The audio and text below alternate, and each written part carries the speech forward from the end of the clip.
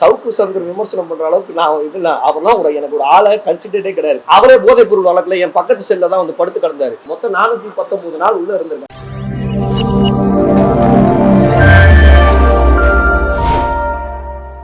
இப்போ என் வீட்டில் ஆக்சுவலாக அண்ணா சாலையில், எக்மூரில், புரஷவாக்கத்தில் என் சார்ந்த இடத்துல இன்கம் டேக்ஸ், அப்புறம் தேர்தல் எலெக்ஷன் கமிஷன், அப்புறம் என்சிபி மத்திய போதைப் பொருள் தடுப்பு பிரிவு, இவங்க 3 பேருமே வந்து சர்ச் பண்ணாங்க. மண்டே காலையில் வந்தாங்க. காலையில் ஒரு 6 மணிக்கு வந்தாங்க. இன்றைக்கி காலை ஒரு 3 மணிக்கு இன்கம் டேக்ஸ் வந்து சர்ச் கம்ப்ளீட் பண்ணிவிட்டு போனாங்க. என் சார்ந்த எந்த இடத்துலையுமே எந்த ஒரு எப்படி சொல்கிறது, அவங்க இதில் வந்து பார்க்க போனால் செக் பண்ணாங்க, ஃபுல் வீட் சர்ச் பண்ணாங்க, எல்லாமே சர்ச் பண்ணிவிட்டு நெல் சீசர் அப்படின்னா ஒரு அவங்க எதை தேடி வந்தாங்களோ அந்த எந்த பொருளுமே எனக்கும் அதுக்கும் சம்மந்தமும் கிடையாது, எதுவுமே இங்கே இல்லை. ஆக்சுவலாக ஒரு எப்படி சொல்கிறது, எலெக்ஷன் பட்டுவாடா, அது எப்படி சொல்கிறது, என்சிபி வந்ததோடைய ட்ரக்ஸ் சம்மந்தமாக வந்தாங்க. சரி, அவங்கள சர்ச் பண்ணிவிட்டு அவங்கள செக் பண்ணிவிட்டு என்ன பண்ணாங்க, நீல் சீசர் 2 அதான் எதுவும் இல்லை, மகசர் கொடுத்துட்டு போனாங்க. அதுக்கப்புறம் இன்கம் டேக்ஸ் செக் பண்ணாங்க, கேள்விகள் கேட்டாங்க. கடந்த ஒரு லாஸ்ட் ஒரு 15 இயர்ஸாக இன்கம் டேக்ஸனுடைய ரிட்டர்ன் டீட்டெயில் ஆல்ரெடி ஒரு 6 மாதத்துக்கு முன்னாடி இன்கம் டேக்ஸ் வந்துருந்தாங்க. இது ஆக்சுவலாக இன்றைக்கி தேர்தல் நேரன்றதுனால இப்போ உங்களுக்கு தெரிய வருதுன்னு நினைக்கிறேன். 6 மாதத்துக்கு முன்னாடியே எனக்கு இன்கம் டேக்ஸ் ரிலேட்டடாக நோட்டீஸ் கொடுத்துருந்தாங்க. நான் வெளியே வந்ததுக்கப்புறம் அது ரிலேட்டடாக என்னோட ஆடிட்டரும் அட்வொகேட் ஸ்கீமும் ஃபாலோ பண்ணிட்டு இருந்தாங்க. அதுக்கு நாங்கள் ரிப்ளை கொடுத்துருந்தோம், ஃபாலோ பண்ணிட்டு இருந்தாங்க. திரும்பி அதுக்கப்புறம் இப்போ சடனாக வரதுக்கு என்ன காரணன்றது தெரியல. எலெக்ஷன் டைமில் ஆக்சுவலாக வந்தாங்க, ஆனால் செக் பண்ணாங்க, வெரிஃபிகேஷன் பண்ணாங்க, கேள்விகள் கேட்டாங்க, பதில் சொன்னோம், நானும் சொன்னோம், எனக்கு சகோதரரும் சொன்னார். மற்ற எல்லா டீட்டெயிலும் கேட்டாங்க, எல்லாத்துக்கும் விளக்கம் கொடுத்துருக்கோம். அவங்க எல்லாமே கொடுத்துட்டு சரின்னு சொல்லிட்டு நேற்று கம்ப்ளீட் பண்ணிவிட்டு போயிருக்காங்க. என்சிபி வந்தாங்க, என்சிபி செக் பண்ணிட்டு போயிடுவாங்க. எலெக்ஷன் கமிஷன் வந்தாங்க, எலெக்ஷன் கமிஷன் வந்துட்டு செக் பண்ணிவிட்டு எதுவுமே அவங்க இங்கே எதுவும் இல்லை, எந்த பட்டுவாடா இல்லை. அவங்க என்னமோ இந்த நியூஸில் நானும் பார்த்தேன், இந்த காலையில் தான் இப்போ தான் நியூஸ்லாம் பார்த்தேன். அது என் வீட்டிலேருந்து அந்த பொருள் எடுத்தாங்க, 900 கோடி வந்துச்சு, 1000 கோடி வந்துச்சு. இங்கே என்ன நடந்துச்சுன்ற நிகழ்வுக்கு உங்களுக்கு ரிப்ளை கொடுத்துறேன், பார்த்துருக்கீங்க சரிங்களா. என் சார்ந்த எந்த இடத்துலையுமே நான் ஓப்பனாக சொல்கிறேன், எந்த ஒரு அவங்க எதிர்பார்த்த எந்த ஒரு இதுவுமே இல்லை. நீங்களா மீடியாவில் பை சான்ஸ் இப்போ சம் மீடியான்னு கூட சொல்லக்கூடாது, சம் மீடியாஸ் அது கிடச்சிச்சு இது கிடச்சிச்சுன்றத தகவலாக வெளியே சொல்கிறது சரியாக இருக்குமான்றது தெரியல. அது எப்படி சொல்கிறது, என்ன நடந்துச்சோ நடந்ததை சொல்லுங்கள் ஃபஸ்ட்டு. இப்போ என்ன நடந்துச்சு இன்றைக்கி இல்லை, நடந்ததுக்கு அப்புறமாதிரி இப்போ நான் அன்னைக்கு நீங்கள் கேட்கும் போது நான் இல்லை, என் சார்ந்த ஆட்கள் இல்லை, அதனால் நீங்கள் சொல்கிறதுல கூட இன்றைக்கி ப்ளஸ் ஆர் மைனஸ் உங்களுக்கு பதில் வராமல் இருக்கலாம். இப்போ நடந்து முடிஞ்சதுக்கப்புறம் சொல்கிறதுல கூட ஒரு கரெக்டாக இருந்திருக்கும். நீங்கள் பாட்டுக்கு என்ன சொல்கிறது, ஏதோ வந்து சொல்கிறீங்க, என்ன இருக்குன்றது இங்கே தெரியாமல் பேசிட்டு எனக்கும் கஷ்டமாக இருக்குது, எல்லாத்துக்கும் கஷ்டமாக இருக்குது, எனக்கும் ஃபேமிலி இருக்குது, எல்லாருக்கும் எல்லாமே இருக்குது. திரும்பி அரசியல் நோக்கத்தோடு திரும்பி உள்ளே வந்து என்ன செக் பண்ணி என்ன பண்ணாலும் என்கிட்ட என்ன இருக்கோ நான் அதை தான் வச்சுருக்க போகிறேன். எதையும் மாற்றவும் போகிறதில்ல, மறைக்கவும் போகிறதில்ல. அவங்களால கடந்த 2 வருஷமாக இந்த வழக்கை வந்து ஃபாலோ பண்ணுறாங்க. ஃபாலோ பண்ணி என்ன பண்ணுறாங்க, கோர்ட்டுக்கு போகிறோம், ஏரிங்கே வர மாட்டுறாங்க. ப்ரொசீஜராக சில விஷயங்கள் நடக்கிறதுலேயே டிலே ஆகுது. கோர்ட் ப்ரொசீஜர்ன்றது கொஞ்சம் டிலே ஆகும், பை சான்ஸ் இங்கேயும் அங்கேக்குன்ற மாதிரி. அதனால் ஃபாலோ பண்ணிட்டுருங்க.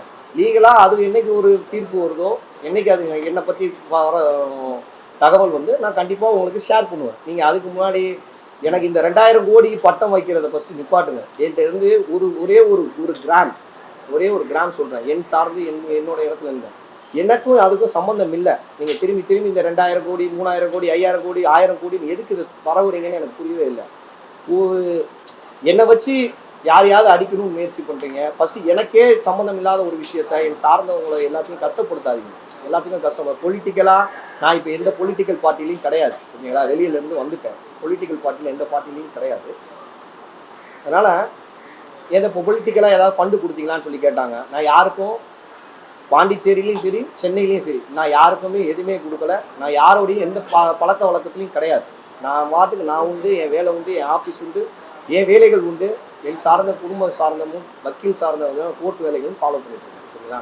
அதனால் இதோட நிப்பாட்டிக்கிங்க. திரும்பி எலெக்ஷன் வந்தோன்னா இப்போ ரைடு வருவீங்க. இந்த எலெக்ஷன் கமிஷன் சொல்ல முடியாது, பேரல் பட்டுவாடா. இன்கம் டேக்ஸுக்கு ஆல்ரெடி நாங்கள் 6 மாதத்துக்கு முன்னாடி பதில் சொல்லியிருக்கோம்.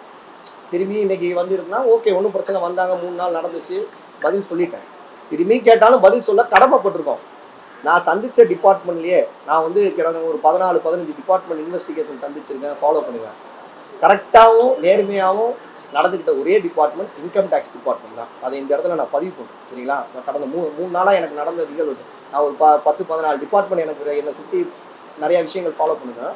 இந்த 14 டிபார்ட்மெண்ட்டில் எப்படி சொல்கிறது, இதான் அந்த கேஸ்னால் இப்படி தான் ஃபாலோ பண்ணு, இப்படி தான்ன்றது ப்ரொசீஜராக ஃபாலோ பண்ணுது. மற்ற எல்லாமே வந்து நான் அவங்களுக்கு தேவைக்கு ஒன்று செய்கிறாங்க. எதுக்கு என்சிபி சர்ச் வந்தாங்கன்றதும் தெரியல. இப்போ சில விஷயங்கள் ஓகே, வந்ததும் பிரச்சனை இல்லை, வந்துட்டு போயிட்டு கிளியாரிட்டி கொடுத்துட்டாங்க. தேர்தல் பட்டுவாடாக வந்தாங்க, அவங்களும் கிளாரிட்டி கொடுத்துட்டு போயிட்டாங்க. சரிங்களா? அதனால் என்கிட்ட இருந்து எதுவுமே இல்லை. என் வீட்டில் எதுவும் எப்படி சொல்கிறது, எந்த சீசரோ 40,000 ரூபா காசு இருந்துச்சு என் வீட்டில். ஓகேங்களா? அது என் வீட்டுக்கு பணம், சொந்த பணம், ஃபேமிலிக்குன்னு செலவு பண்ணுற பணம், அதை செலவுக்கு யூஸ் பண்ணுற பணம். மற்ற எந்தமே என் வீட்டில் எதுவுமே இல்லை. மற்ற ஜீரோ அப்படி தான் சொல்ல முடியாது ஏன் சார்ந்த எந்த இடத்துலையுமே. சரிங்களா? அதனால் தயவுசெய்து இதை பதிவு பண்ணிக்கோங்க. இதுதான் நடந்த நிகழ்வு. இதுக்கு பதிவுக்கும் உங்களை நான் டீட்டெயில் கொடுக்குறேன். தவறான நியூஸை உங்களுக்கு எலெக்ஷன் இந்த 20 நாள் மட்டும்தான் என்னை வச்சு யூஸ் பண்ணுற மாதிரி எப்படி சொல்லுது, எலெக்ஷனுக்கு யூஸ் பண்ணாதீங்க. தயவுசெய்து விட்டுருங்க. ஆல்ரெடி நிறையா பாதிக்கப்பட்டுருங்க. என் இடத்துலேருந்து யோசிங்க. உங்கள் சில பல தேவைகளுக்கு என்னை பயன்படுத்தாதீங்க. நான் தான் ஒதுங்கி வந்துட்டேன், எனக்கும் எதுக்கும் சம்மந்தம் இல்லைன்னு நான் பாட்டுக்கு இருக்கேன். என்னை டிஸ்டர்ப் பண்ணாதீங்க. நானே ரொம்ப எனக்கும் ஃபேமிலி இருக்குது, ஃபஸ்ட்டு அதை அண்டர்ஸ்டாண்ட் பண்ணிக்கோங்க. அந்த 2000 கோடி 1000 கோடி 1 லட்ச ரூபாய்க்கு எனக்கும் சம்மந்தம் இல்லை, ஒரு கிராமுக்கும் எனக்கும் சம்மந்தம் இல்லைன்றதுனால தான் இங்கே கேஸ் போயிட்டுருக்கு.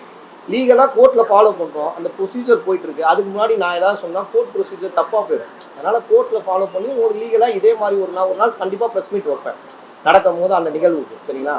மற்ற எல்லாமே ஃபாலோ பண்ணிக்கோங்க. வேறு ஏதாவது இவ்வளோ தான் என் சிறப்பு கிளாரிட்டி.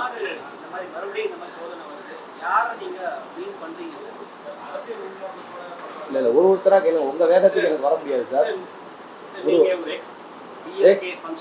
சரி, அதன் காரணமாக நீங்கள் புரிவிக்கப்படுதுன்னு நினைக்கிறீங்களா? கண்டிப்பாக அதுதானே சார் உண்மை. அது எந்த மாற்று கருத்தும் கிடையாது.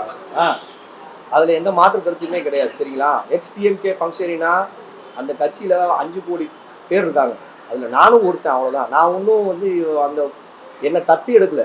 ஓகேங்களா? நானும் ஒரு பொறுப்பில் தான் இருந்தேன். ஓகேங்களா? அவங்க அதை வந்து சொன்னாங்க, விலகிட்டாங்க, விலகப்பட்டேன், இந்த சூழல்லாம் இருக்கும். அதனால அதுக்கு நடுவில் அவங்க அங்கே என்னென்ன நடந்துச்சு, என்ன சொல்கிறது, அவங்க என்னை வச்சு ஃபஸ்ட்டு என்னையே கனெக்ட் பண்ணி இந்த கேஸில் ஒன்றும் கிடையாது. நீங்கள் அது புரிஞ்சுக்குங்க தயவுசெய்து. நீங்கள் மேலோட்டமாக இருக்கிறத தகவலாக வெளியே போய் சொல்கிறதுனால எதுவும் நடக்க போகுதில்லை. ஓகேங்களா?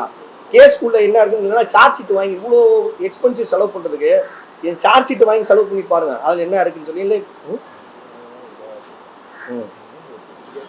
இல்லை அதனால் பெயில் பாண்ட் இருக்குது, நான் அதை ஆல்ரெடி ப்ரெஸ் ரிலீஸ் கொடுத்துருங்க, நிறையா விஷயங்கள் கொடுத்துருங்க. நீங்கள் அதை எப்போ ஒரு கோர்ட்டோடையா எப்படி சொல்கிறது, இங்கே கோர்ட் தானே சொல்லணும். இல்லை இந்த கேஸை பற்றி வேறு யாராவது சொன்னால் நம்புவீங்களா? நான் சம்மந்தப்பட்ட நான் சொல்லணும், இல்லைன்னா கோர்ட் சொல்லணும். மற்ற யார் சொல்கிறது நீங்கள் இங்கே வேலை இல்லை. By chance any department, any other person, இண்டிவிஜுவலாக ஒரு பர்சன் இருக்காங்க சம்மந்தப்பட்டவங்க, யார் சொல்கிறதுன்னு இங்கே வேலை இல்லை. சம்மந்தப்பட்டவன் நான் என்ன சம்மந்தப்பட்டு சொல்கிறாங்க, நான் சம்மந்தப்பட்டதுன்னா பள்ளியான்றது யார் முடிவு பண்ணுறது? நீதிமன்றம் தான் முடியும். It's powerful. ஓகேங்களா? அதனால் நீதிமன்றம் முடிவு பண்ணி சொல்லும்போது அந்த கேள்விக்கு பதில் சொல்லுவேன். திமுகவில் இருந்தேனா இல்லையானா இருந்தேன், உண்மைதான். விளக்கப்பட்டேன். அவங்களுக்கு எனக்கும் நான் எப்படி சொல்கிறது, ஒரு கட்சியில் எல்லாருமே ரெகுலராக என்னவா இருப்பாங்களோ அந்த பொறுப்பில் இருந்தேன்.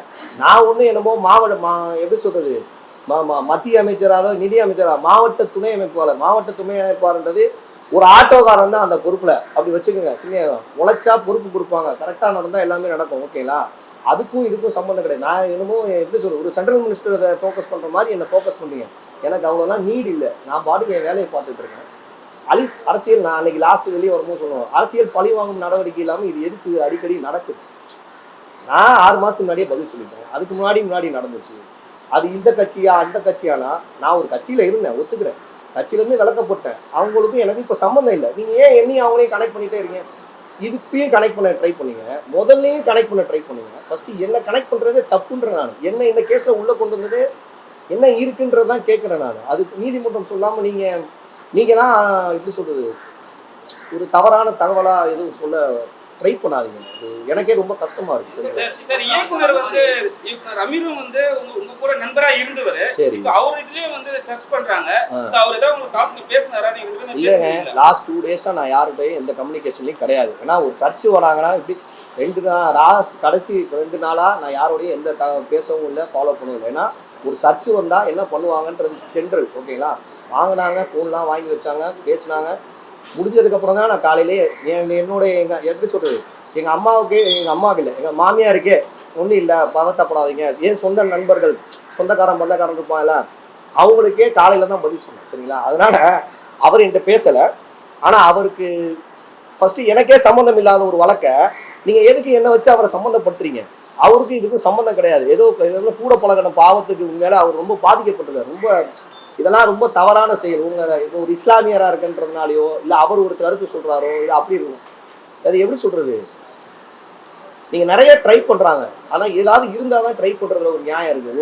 ஒரு எத்திக்ஸே இல்லாமல் போயிட்டுருக்கு. ஒரு மனிதாபிமானம் அடிப்படையில் சொல்கிறேன், அவருக்கு இருக்கு இந்த வழக்குங்கள்ல என் சார்ந்து ஃபஸ்ட்டு எனக்கே சம்மந்தம் இல்லை. நான் சொல்கிறது நல்லா போகும், டெல்லியில் உள்ள போதைப் பொருள் வழக்குக்கும் எனக்கும் சம்மந்தம் இல்லை.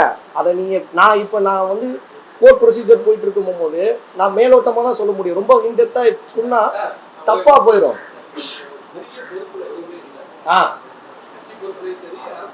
சரி, ஓகே, சரி. டெல்லியில் இந்த கேஸா, அதுதாங்க அரசியல் பணங்காக்கும் பழக்கம். ஏங்க இப்போ நான் ஒரு கேஸ் இப்போ கேட்குறீங்களா? அப்போதான் பதவியில் இருந்தேன், அதான காரணமே. அது இப்போ நீங்க வந்து சாதாரணமா ஆட்டோ டிரைவர் வேலை செஞ்சா கூட அந்த பதவிக்கு போகக்கூடிய ஒரு விஷயம் தான், ரைட்டா? அவங்களுக்கு பொறுப்புன்றதே கணக்கு இல்லை, ரைட்டா? நல்லா தெரியுங்க. ரொம்ப சிம்பிளா சொல்றேன், என் பர்ஸை எடுத்துட்டு போனேன் இந்த இன்வெஸ்டிகேஷன். நான் இன்வெஸ்டிகேஷனுக்குள்ள போக வேணாம்னு நினைக்கிறேன். பர்ஸ்ல இருந்த ஒரு விசிட்டிங் கார்டு எடுத்து அதை ஃபோக்கஸ் பண்ணி, சரிங்களா, அந்த கட்சிக்காரன் அவரை எப்படி சொல்றது ஒரு இஃப்தார் ஃபங்க்ஷனில் சந்தித்தேன். அவர் ஏங்க ஏதாவதுன்னா சரி ஒரு முகபத்தா ஏதாவதுன்னா கூப்பிடுங்கண்டா. அந்த விசிட்டிங் கார்டுக்கும் எனக்கும் என்னமோ அவருக்கு நானும் வந்து எப்படி சொல்றது ஒரு 10 வருஷம் நண்பர்கள் மாதிரி கொண்டு வந்து அந்த விசிட்டிங் கார்டை ஃபோக்கஸ் பண்ணுறது. என் கட்சி பொறுப்பில் இருக்க கார்டு இருக்குல்ல, அவங்களுக்கு பிரச்சனை வந்து என்னுடைய அடையாள அட்டை, இப்போ ஆதார் கார்டு மாதிரி கட்சி அடையாள கார்டும் கட்சி பொறுப்பு, அதை வச்சு அந்த கட்சியை அவங்க டிமாண்ட் பண்ணுறாங்க. அது தவறு. என்ன டிமாண்ட் பண்ணுறதே தவறுன்னு நான் சொல்ல வரேன். நான் தனிப்பட்ட நான் அதை ஃபேஸ் பண்ணிக்கிட்டு இருக்கேன். திரும்பி எப்படி சொல்கிறது, திமுகனா எனக்கு புரியல. திமுகலேருந்து என்னை தள்ளி வச்சுட்டாங்க, ஓகேங்களா? நான் இப்போ தள்ளி இருக்கேன். திரும்பி என்னை இதுக்குள்ளே சேர்த்துக்கிட்டே இருக்காதிங்க. இந்த போதைப்பொருள் வழக்குகளுக்கும் எனக்கும் எந்த சம்மந்தமும் கிடையாது. இதை உங்களுக்கு எப்படி புரிய வைக்கணும்? சரி, எந்த கட்சி மத்திய அரசு வந்து எல்லாமே அவங்க எந்த கட்சி நான் என்னங்க நீங்க வந்து கேட்குற கேள்வி இருக்குன்னா இதெல்லாம் வந்து உங்களுக்கே ரொம்ப இந்த பாருங்க, யாரா வேணா இருக்கட்டும், ஓகேங்களா? எனக்கு எந்த பட்சம் இல்லை. இந்த கட்சி அந்த கட்சி நான் மென்ஷன் பண்ணி கூட எனக்கு சொல்லுங்க. ஏன்னா நீங்க வந்து எப்படின்னா உங்களுக்கு டிஆர்பி வேணும், அதுக்கு நான் ஆள் கிடையாது. நிறைய பேர் இருக்காங்க, எனக்கு பேசக்கூட சரியா உடனே வராது, ஓகேங்களா? இந்த கட்சி அந்த கட்சி என்னை பொறுத்து எனக்கு இருக்கிற எல்லா வழக்குமே மத்திய அரசு சம்மந்தப்பட்டது தான், எதுவுமே மாநில அரசு சம்மந்தப்பட்டது கிடையாது, ஓகேங்களா? இதுக்கு விளக்கம் புரியுதா உங்களுக்கு? எனக்கு இருக்கிற எல்லா வழக்குமே மத்திய அரசு, இன்கம் டேக்ஸ், இடி, கஸ்டம்ஸு, ஜிஎஸ்டி, வந்து எப்படி சரி இன்கம் நிறையா இருக்குது. ஒரு 14 டிபார்ட்மெண்ட் இருக்குது. நீங்கள் இதில் தெரிஞ்சதும் உங்களுக்கு 2 டிபார்ட்மெண்ட் தான். இது இல்லாமல் ஒரு 6-7 டிபார்ட்மெண்ட்டுக்கு நான் இன்வெஸ்டிகேஷன் போயிட்டு இருந்திருக்கேன். இப்போ இன்னைக்கு இங்கே வீட்டுக்கு இன்னைக்கு வந்ததுனால இன்கம் டேக்ஸ் தெரியுது. 6 மாதம் ஆச்சு இந்த இன்கம் டேக்ஸ் ரைடு என் வீட்டில் ஆல்ரெடி வந்து எப்படி சொல்ற ரைட் ஆகலை. இன்வெஸ்டிகேஷனை நான் ஃபாலோ பண்ணி இன்னைக்கு உங்களுக்கு எலெக்ஷன் டைம்னா எப்படி சொல்கிறது ஒரு பூம் தேவை. அதுக்கு நான் என்ன பண்ண முடியும்? திரும்பி ஒரே விஷயத்தை கேட்காது. தொடர்ச்சியா வந்து சவுக்கு சங்கர் வந்து உங்களை வந்து விமர்சினே இருக்காரு. என்ன காரணம்? ஏதாவது உங்களுக்கு அவருக்கு ஏதாவது கிளாஸ் சவுக்கு சங்கர் விமர்சனம் பண்ற அளவுக்கு நான் இதுல அவர்லாம் எனக்கு ஒரு ஆளை கன்சிடரே கிடையாது. காரணம் நல்லா தெரிஞ்சுங்க, அவரே போதைப் பொருள் வழக்குல என் பக்கத்து செல்ல தான் வந்து படுத்து கிடந்தாரு. பேசுற அளவுக்கு தகுதியானவர் கிடையாது அவர், ஓகேவா? என்ன அது விமர்சனம் யூடியூப் சேனல் வச்சிருக்காருன்றதுனால விமர்சனம் பண்ற அவரையும் என் மேலேயாவது ஒரு 4 வழக்கு இருக்குன்னா அவர் மேல 40 வழக்கு போட்டிருக்காங்க. 40 வழக்கு நான் 10 நாள் கோர்ட்டுக்கு போனா அவர் 22 நாள் கோர்ட்டுக்கு போனோம், ஓகேங்களா? பேசுறதுக்கு தகுதி வேணும். ஃபர்ஸ்ட் ஒருத்தனை பத்தி யார் பேசணும், என்ன வேலை தேவை இருக்கு, எல்லாருக்குமே தப்பா நினைச்சுக்காதீங்க. எல்லாருனாலும் எல்லாம் பேச முடியும்ன்றதுனால பேசுறதுக்குன்னு ஒரு அவர் மேல என்ன வழக்கு போட்டிருக்காங்க? நிறைய வழக்கு இருக்கு. கஞ்சா வழக்கு இருக்குல்ல அவர் மேல. அவர் ஒன்றும் யோக்கியம் இது கிடையாதுல்ல. அதனால அதை ஃபர்ஸ்ட் அவர் கிளாரிட்டி கொடுக்கணும். நீங்க நானாவது இவ்வளவு பேசுறோம், அதான் சொல்றேன், 2 லட்சம் பேர் ஃபாலோவர்ஸ் இருக்காங்கன்றதுனால அதனால நான் 100 பேர் ஃபாலோவர்ஸ் வச்சிருக்கவங்கலாம் என்ன வந்து ஒன்றும் சார் ஏதாவது கிளாஷ் ஏதாவது நடந்துருக்கா ஒரு ஏதாவது கர்மமும் கிடையாதுங்க. எனக்கும் அவருக்கும் பர்சனல் முட்டி ஒண்ணுமே கிடையாதுங்க. ஏற்கனவே உங்களுடைய குடோன்லயே ரைட் பண்ணாத என்சிபியோட ஸ்டேட்மெண்ட் ஏங்க ஏன் குடோன்ன்றது இப்பதான் இதெல்லாம் வந்து இந்த வழக்கு அதுதாங்க சொன்னதுதாங்க. அதுதான் சார் குடோனே பசி இருந்தா இல்லையான்னு கோர்ட்ல இருக்க டாக்குமெண்ட்டை பார்த்து முடிவு பண்ணிக்கங்க சார். நானா இப்ப சொன்னேன்னு வச்சுங்க, கோர்ட்ல இருக்க ஒரு ப்ரொசீஜர் எப்படி சார் நீங்க டிக்ளேர் பண்ணீங்க? பண்ணக்கூடாது சார். ஆஸ் சார் அப்போ 1 இயர் வந்து ஜெயில இருந்ததுக்கு வந்து தவறான வழக்கு தான் உள்ள இருக்கு. அந்த முதல் காரணமே 1 இயர் இல்லைங்க, 459 நாள் உள்ள இருந்தேன். 1 இயர் நீங்க அதுவே கம்மியா சொல்றீங்க. ஒரு வழக்குல 129 நாள் இருந்தேன், ஒரு வழக்குல வந்து 219 நாள் இருந்தேன். மொத்தம் 419 நாள் உள்ள இருந்திருக்கேன். ஓகேங்களா? என்ன கடைசியில நாளைக்கு இந்த வழக்கு முடிய போகும்போது இந்த மாதிரி கேஸ் போட்டனால சினிமா விட்டு விலகி இருக்கீங்களா? ஏன்னா நிறைய ஒரு கர்மமும் கிடையாது. படங்கள் வந்து அப்படியே உங்க ஹோல்ல இருக்கு, படம் பண்ணிருக்கீங்க. பண்ணணுங்க, காலமும் சூழ்நிலையும் ஒத்துழைக்கலைங்க. சில விஷயங்கள் நான் ஒரு படம் வந்தோன்னே ஒரு படம் ரிலீஸ் பண்ணியிருக்கேன். சரிங்களா? மங்கை இல்லைங்க, இன்னும் சென்சார் கொடுத்துருக்கோங்க. சென்சார் பண்ணி வந்துருச்சு. டைம் வேணும் எல்லாத்துக்குமே. எனக்கு ஃபர்ஸ்ட் கோர்ட் ப்ரொசீஜர் நிறைய ஃபாலோ பண்ணிட்டு இருக்கேன். சரிங்களா? வாரத்தில் ஒரு 15 மாசத்துல ஒரு 15 நாள் கோர்ட்டுக்கு போயிட்டு இருக்கேன். அது மிக விரைவில் ரிலீஸ் ஆகும். ரிலீஸ் ஆகுறதுல இங்கே ஒன்றுமே இல்லை. எல்லா படமும் இல்லை, இன்னும் எடுத்து படம் ரிலீஸ் பண்ணுவோம். எங்களுக்கு அதெல்லாம் இங்கே பாருங்க, நான் இங்கே தான் இருப்பேன். அன்னைக்கும் அவங்களுக்கு அந்த பதில் தான் சொன்னேன், இன்னைக்கு அந்த பதில் தான் சொன்னேன். நான் எங்கேயுமே போக மாட்டேன், இங்கே தான் இருப்பேன். எல்லாமே சரியாகவும் ஸ்மூவாகவும் நீதிமன்றம் தீர்ப்பு வரும்போது பார்த்து